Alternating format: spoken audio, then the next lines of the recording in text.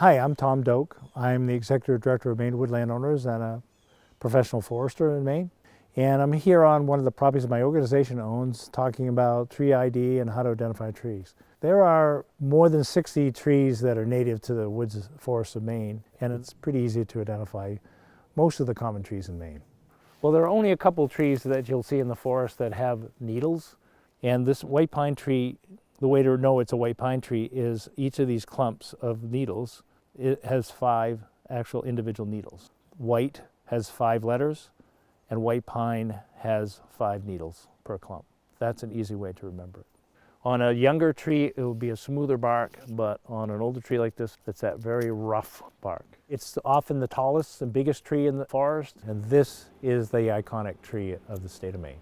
So this is a balsam fir. This is the Christmas tree. One of the identifying characteristics is you can run your hand along it and it's very soft. Fir tree has grayish bark, relatively smooth, and may have pitch pockets. And you put your finger into the pitch pocket and pitch will come out. This is a spruce tree. Unlike a fir tree, which has that kind of more grayish, kind of mottled bark, this is more of a darker bark, and often this one, you can see a little bit of reddish tinge to it. One of the real easy ways to identify a spruce tree, spruce needles are very sharp and pointed on the end. So when you run your hand across it, you'll get like little needles. So they call it spiky spruce and friendly fir as a way to remember it. So this is a hemlock right here. And you can see the difference between the spruce, the hemlock, and the balsam fir. The needles you can see on a hemlock are really, really much shorter than on a fir tree. Hemlock, the bark is much rougher, quite grooved when it's an older tree, and a dark color. As this tree ages, it'll get more of these kind of grooves in it, but the bark is also very flaky. You can just kind of pick off some of it. That's a good example of a way to identify a hemlock. So there are many different species of oak in the state of Maine, but by far the most common one is this one. It's red oak. This one is just showing a little bit of tinge here. This is a reddish color, and an older red oak, you'll see in between the grooves here, you'll see it'll be red. The ground is scattered with leaves here. This is a red oak leaf.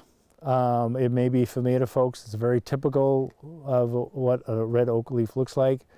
You see the kind of the deep lobes in it, very pointed ends to it. This is very, very typical of a red oak leaf. And in my hand here are a bunch of acorns that came from this tree. You see a big pile of acorns under the tree and it looks like this. It's an oak tree. So the trees that give most people fits in trying to figure out what they are the difference between a sugar maple and a red maple tree. And even experts and foresters sometimes argue about, is that a sugar maple or red maple? So this is a sugar maple leaf. It has 5 main points. There are 5 main points to it, and kind of deep lobes that are U-shaped. Now this is a red maple leaf. It's almost V-shaped into these lobes. And the other thing is along the margins of the leaf, there are a number of different points. You won't see that in the sugar maple leaf because the sugar maple leaf is much smoother along this edge. When you're identifying trees, you only need to identify 2 or 3 characteristics to tell one tree from another. Enjoy yourself walking in the woods.